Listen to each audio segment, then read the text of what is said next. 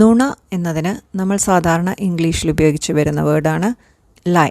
അപ്പോൾ നുണ പറയുന്ന ആളോ ലയർ. എന്നാൽ ഒരാവശ്യമില്ലാതെ നുണ പറയുന്നവരുണ്ട്. someone who cannot stop lying. വാ തുറന്നാൽ നുണയേ പറയും. അപ്പോൾ അങ്ങനെയുള്ളവരെ വിളിക്കുന്നതാണ് കമ്പൾസീവ് ലയർ. നിരുപദ്രവമായ നുണകൾ പറയുന്നവരുണ്ട്. someone who tells small or harmless lies. Like കുട്ടികൾ വലിയവരുടെ മുമ്പിൽ ആളാകാനൊക്കെയാണ് അവർ സാധാരണ നുണ പറയാറ്. അപ്പോൾ അവരെ വിളിക്കുന്ന പേരാണ് ഫിബർ.